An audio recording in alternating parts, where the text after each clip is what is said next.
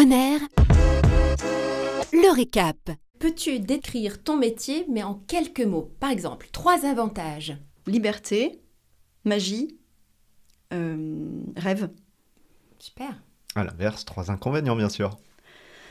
Stress, fragilité, et le troisième... Il y en a peut-être que 2.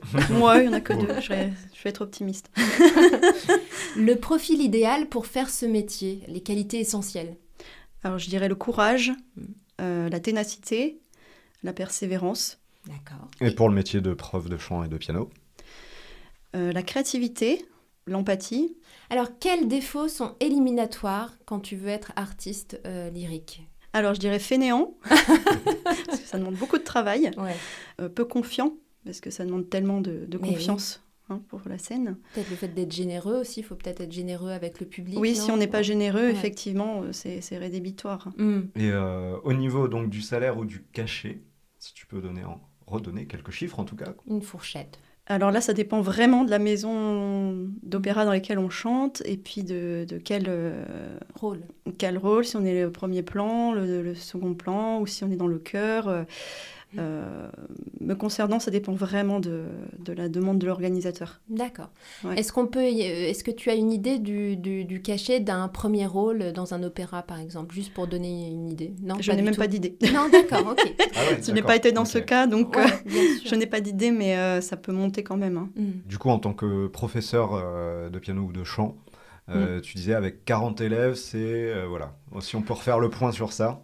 Alors là, c'est moi qui fixe mes prix, donc c'est plus facile. Donc moi, je demande 35 € de l'heure. D'accord.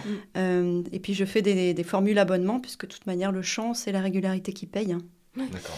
Et puis, je sais que la fourchette de salaire peut aller de très peu cher à Oui. très très cher. Ça Ah oui, dépend bien un sûr. petit peu de l'expérience du professeur, de sa carrière. Hein. De Ça sa peut monter jusqu'à formation, 100 € de l'heure. J'ai eu des profs qui Ouais. demandaient 100 € de l'heure.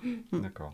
Et enfin, les études et le cursus nécessaire. Si un auditeur, là, nous entend et qu'il veut devenir artiste lyrique, tu parlais de différentes écoles, de différents professeurs de chant. Alors, la voie la plus classique, c'est de suivre effectivement le cursus au conservatoire, donc d'obtenir les diplômes. Alors, ça dépend si on veut être artiste lyrique ou professeur. Hein. Il y a différentes branches. Donc, dès le l'idéal- conservatoire, c'est ça? Tu peux choisir Oui. dès le conservatoire si tu te destines à être artiste ou simplement professeur Oui, ou les deux. Hein. Il y en D'accord.